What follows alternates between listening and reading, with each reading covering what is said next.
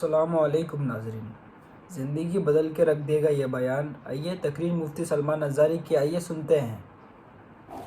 حبیب اجمی کا نام سنا ہوگا آپ نے، بغداد کے رہنے والے مشہور مالدار شخص، پیسہ بہت تھا لیکن معاملہ یہ تھا کہ سود پر پیسہ، سود کا کاروبار، لوگوں کو سود دینا، لوگوں سے سود لینا، یہ کاروبار چلتا تھا۔ مسلمانوں اگر اپنے معاشرے میں سود کی بلا ہے تو فوراً توبہ کر لو۔ میرے آقا صلی اللہ علیہ وسلم کا فرمان عالی شان ہے، جس نے سود کا ایک لقمہ کھایا وہ گناہ اتنا بڑا ہے کہ جیسے کہ کعبے کے سامنے اس نے اپنی ماں سے زنا کیا۔ یہ بہت خطرناک چیز ہے، لوگ اس کو آج ہلکے میں لیتے ہیں۔ پیسہ ڈبل کرنے والا سسٹم مسلمانوں کو بہت جلدی پسند آتا ہے۔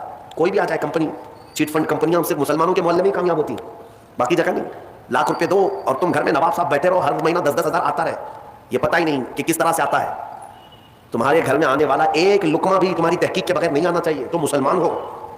ایک سکہ بھی تمہارے گھر میں بغیر تحقیق کا نہیں آنا چاہیے۔ اگر مشکوک، یعنی جس میں شک ہے، حرام کی بات نہیں کر رہا ہوں، حرام تو بڑی بات ہے، جس مال میں شک ہے اس مشکوک مال کا بھی ایک لقمہ کھا لیا تو اولاد بگڑ جاتی ہے۔ بزرگوں نے فرمایا اولاد بدتمیز پیدا ہوگی، بد اخلاق ہو جائے گی، کردار سے عاری ہو جائے گی، اس کا خیال رکھو۔ تو میں یہ کر رہا تھا کہ حبیب اعظمی سود کا کاروبار کرتے رہے۔ ایک دن ایسا ہوا کہ اپنی بیوی سے گوشت لا کر دیا اور کہا کہ پکاؤ۔ بیوی نے کہا لکڑیاں نہیں ہیں۔ کہا کہ میں فلاں کے اوپر میرا سود آتا ہے، سود میں وہ لکڑیاں لے آؤں گا، سود میں لکڑیاں بھی، گھر کا آٹا بھی سود میں لا کر کے دیا۔ بیوی نیک تھی، سمجھاتی رہی۔ اس دن دعا کرتی ہے مولا میرے شوہر، میرے سرتاج، میرے رفیق حیات کو ہدایت دے دے۔ جب چولہے پر یہ ہانڈی رکھی گئی، کھانا پک گیا، یعنی سالن پکا تو اس نے اتارا، حبیب اجمی دسترخوان پر تھا، ہانڈی کھولی گئی تو اس میں پکتا ہوا خون تھا، خون کے علاوہ کچھ نہیں۔ حبیب اعظمی نے پوچھا یہ کیا ہے؟ بیوی نے کہا جب لوگوں کا مال سود میں لا کر کے دو گے تو اللہ تعالیٰ تمہیں دنیا میں ہی خون کھلا رہا ہے، آخرت میں کیا عذاب ہوگا۔ بات اثر کر گئی، بات اثر کر گئی دل پر، اور ڈر بھی گئے کہ اپنی آنکھوں سے دیکھا کہ پکتا ہوا گوشت خون بن چکا ہے۔ فوراً پورے جسم میں کپ کپی تاری ہو گئی، توبہ کیا، کھڑے ہو گئے۔ گھر سے باہر نکلے تو راستے سے جا رہے تھے، بچے جو کھیل رہے تھے، ایک بچے نے پکار کر کہا اے بچے ہٹو، یہ سود خور آ رہا ہے، اس کی چھاؤں کہیں ہم پر پڑ گئی تو ہم برے ہو جائیں گے۔ بچوں میں بھی یہ بات آ گئی تھی۔ حبیب اجمی کو آج دل پر بات لگی، میرا رب کسی کے لیے ہدایت دیتا ہے تو کچھ ذریعہ بنا دیتا ہے۔ حبیب اجمی اب رونے لگ گئے کہ میں اس قدر خستہ ہوں، اس قدر بدنام ہوں کہ بچے میری چھاؤں سے بھاگ رہے ہیں۔ اب سوچا کہ اب میں سود نہیں لوں گا اور نہ ہی اس کاروبار میں، سب کو چھوڑ دیا۔ لیکن اب مسئلہ یہ تھا کہ بچپن شروع سے کوئی کام کرنے کی عادت نہیں تھی، پیسہ دینا ہے، مارکیٹ میں گھما کر کے بڑا کر کے لانا ہے، کام کرنے کی عادت نہیں تھی، فن نہیں تھا، ہنر معلوم نہیں تھا، آپ کمائیں تو کیسے کمائیں۔ سوچا کہ اب اس چیز کو چھوڑ دیا ہوں، تو بیوی سے آ کر کے کہا میری رفیق حیات میں نے توبہ کر لیا ہے، میں نے توبہ کر لیا، آج کے بعد سے یہ سود کی طرف میں ہاتھ بھی نہیں بڑھاؤں گا۔ بیوی سجدہ شکر ادا کرتی ہے اور کہتی ہے میرے رفیق، اے میری زندگی کے ساتھی، اب فکر مت کرنا، میں تم سے کسی چیز کا مطالبہ نہیں کروں گی، آدھی روٹی بھی لاؤ میں صبر کروں گی، آدھی روٹی بھی آئی تو میں صبر کروں گی، اس لیے کہ آپ حلال رزق کی طرف جا رہے ہیں۔ کاش ہماری عورتیں ایسی ہوں جو اپنے شوہر کو سیدھے راستے پر لانے کا سبب بن سکے، ورنہ بہت ساری عورتوں کے مطالبات کی وجہ سے مرد حرام کاریوں میں پڑ گئے۔ تنخواہ تھوڑی سی ہے، عورت کے مطالبے زیادہ ہیں، اس کے مطالبے پورے کر نہیں پا رہا ہے تو حرام کاریوں میں مصروف۔ بہت سارے مردوں کے بگڑنے کی وجہ ان کی عورتیں بنی ہیں، اور جب پورا نہیں کر پاتے اور پیسہ بھی نہیں مل پاتا تو پھر نشے کی عادت لگ جاتی ہے، ٹینشن سے مکتی چاہیے، جو روز عورت مجھے گھر پہ جاتی پریشان کرتی ہے۔ میرے عزیزوں، وہ حبیب اجمی کی خاتون نے ان کو دلاسا دیا کہ جاؤ آپ نوکری کرو۔ نوکری کہاں کرتے، اب تک کرنے کی عادت نہیں تھی، عمر ہو گئی تھی۔ سیدھے ایک دیہات چھوٹا گاؤں تھا، اس گاؤں کی ایک مسجد تھی، مسجد کے اندر جا کر بیٹھ گئے، دن بھر بیٹھے رہے، نمازیں پوری پڑھ لی، عشاء کا وقت ہو گیا، نماز پڑھ کر کے اللہ کی بارگاہ میں رونے لگے، مولا کام کا آدمی نہیں ہو، اب تک کیا نہیں، اب میں اپنے گھر کیسے چلاؤں، تو میرے لیے کوئی انتظام فرما۔ رات کے وقت آئے، بیوی نے پوچھا کوئی نوکری ملی؟ کہاں مل گئی ہے، نوکری مل گئی ہے، بہت ہی اچھی جگہ پر ایک بادشاہ ہے، اس کے ہاں خدمت پر لگ گیا۔ کہا بہت اچھی بات ہے۔ دوسرے دن پھر گئے، اسی مسجد میں بیٹھے رہے، رات کو آئے، بیوی نے پوچھا کچھ اجرت ملی آج، جس بادشاہ کے یہاں کام کر رہے ہو تمہاری نوکری پر کچھ تنخواہ ملی؟ کہا نہیں، بادشاہ نے کہا کل دے دوں گا۔ اپنی بیوی کو ٹال رہے تھے، اپنی بیوی کو ٹالنے کے لیے بول دیا ایسی کہ نوکری کر رہا ہوں، کہا کہ کل دینے کا وعدہ کیا ہے۔ پھر تیسرا دن آیا، تیسرے دن بھی وہ اسی مسجد میں رات گزار کر آئے، بیوی نے پھر پوچھا کچھ اجرت ملی؟ کہا نہیں آج بھی نہیں دیا، بادشاہ نے کہا کل دے دوں گا۔ چوتھا دن آیا، چوتھا دن بھی مسجد میں گزار کر آئے، حالانکہ بیوی نے صبر کا دامن ایسا پکڑا رہا، پکڑی رہی، تو کہنے لگی مجھے کوئی جلد بازی نہیں ہے، جب آئے گا تب کھائیں گے۔ 4 دن ہو گئے، آج پھر رات کو بیوی نے پوچھا کچھ تنخواہ ملی؟ گھر کیسے چلے گا، 4 دن سے چولہا نہیں جلا گھر پہ۔ کہا آج بھی بادشاہ نے نہیں دیا، کہا کل دوں گا، روز کل 5 دن گزر گئے۔ اس کے بعد وہ 5ویں دن ایسی ان کی کیفیت تھی کہ اب رات جب بہت زیادہ ہو گئی تو گھر کی طرف پلٹ رہے تھے، پاؤں بوجھل ہو گئے۔ پھر بیوی پوچھے گی آج تنخواہ ملی؟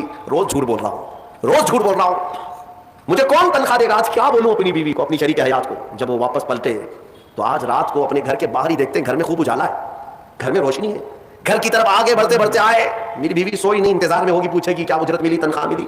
लेकिन जैसे ही घर के अंदर गए, बड़ा सा दस्तरखान बिछा है, हर किस्म के खाने लगे हुए हैं। हैरत में आगे 5 दिन के कमाने का कोई जरिया नहीं। मेरी बीवी के पास भी इतना माल नहीं है, कहां से आया दस्तरखान। बीवी को जलाल में पूछने लगे, ये दस्तरखान कहां से आया, ये खाना कैसे आया।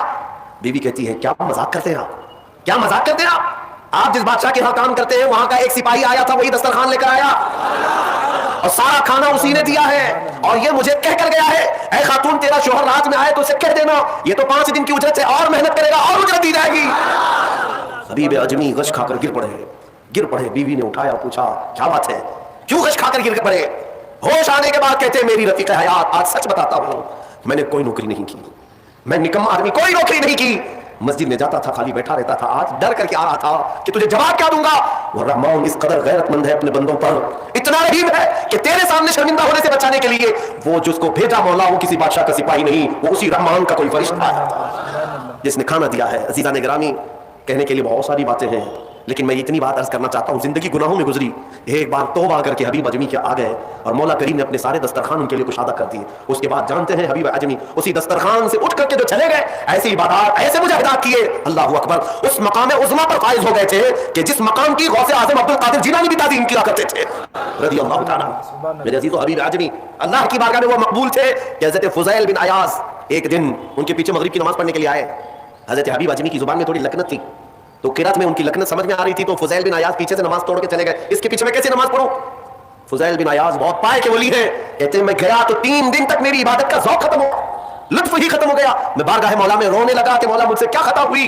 रात के वक्त मुझे गैब से निदाई कि फुज़ैल तूने मेरे महबूब हबीब की सिर्फ जुबान देखा, उसके दिल की पाकी को नहीं देखा। वो अल्लाह की बारगाह का मकबूल है, जब छोड़ देता है पिछली चीजें, वो रहमान इतना महबूब बनाता है, इतना महबूब।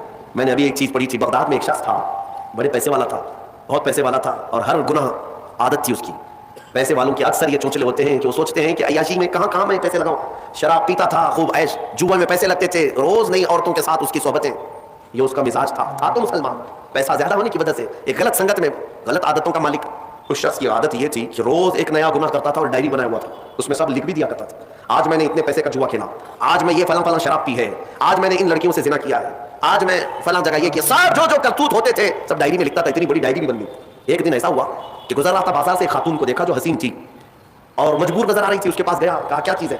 उसने कहा मुझे माल की जरूरत है। उसने कहा चल मेरे घर, मेरी ख्वाहिश पूरी कर, मैं तुझे जितना चाहिए वो दे देता हूँ। औरत चली आई साथ में, वो औरत आ गई। जब ये नौजवान जो बगदाद का बड़ा पैसे वाला माल था रात के वक्त अपने बिस्तर पर आया और उस खातून को कहा कि आजा हम दोनों तन्हा हैं, वो औरत रात के वक्त सो तो गई लेकिन उसका पूरा जिस्म पीला पड़ गया, उसका चेहरा पीला और हाथ पैर कांपने लग गए। ये नौजवान उठकर खड़ा हुआ, कहा कि डर रही है तू किसी बात से, तेरे जिस्म की ये जर्दी किस बात की।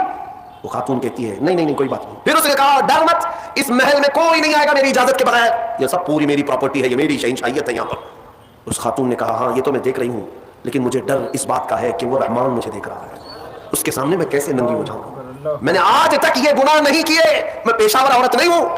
वो कहती है मैं एक बेवा औरत हूं, मेरे 3 बच्चे हैं, 4 दिन से भूखे हैं, मैं रोज उन्हें तसल्ली देती हूं कि मुझे बाजार में कुछ काम मिल गया तो मैं उजरत ला करके तुम्हें खिला दूंगी, मुझे कोई नौकरी नहीं देता, और आज मैं मजबूरन बाजार में खड़ी थी, तू मुझे मिल गया। मैं अपने छोटे बच्चों के, यतीम बच्चों की भूख को खत्म करने के लिए तेरे घर आ गई, लेकिन जब बिस्तर पर सोई तो मुझे खौफ होने लगा कि मेरा रब देख रहा है। मैंने आज तक जिस्म को नंगा नहीं किया। वो डरी हुई औरत थी, पाकीज़ा औरत थी। जब उसकी जुबान से ये जुमले निकले तो ये जो नौजवान था, जो गुनहगार था, वो खड़ा हो गया, कहा ए खातून उठ जा बिस्तर से, उठ जा। और उसके बाद कहता है देख मैं तुझे बताऊं मेरे पास क्या क्या है। उस जमाने की जो सवारियां थी, गाड़ियां थी, सब मेरे पास, बड़ा बंगला, बड़ी जायदादें, हर तरह के खाने, सोने चांदी जेवरात सब मेरे पास।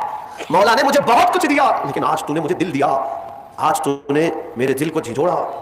मेरे पास इतनी नियामतें होने के बावजूद मैं अब तक डरा नहीं अल्लाह से, और तेरे घर में खाने को एक लुकमा भी नहीं, फिर भी तू अल्लाह से डर रही है। मजबूर होने के बावजूद तू डर रही है अल्लाह से। उस खातून ने कहा कि ऐ नौजवान, मजबूर हो, अमीर हो या गरीब हो, सबका बादशाह वही है, हिसाब सबसे बराबर लेगा।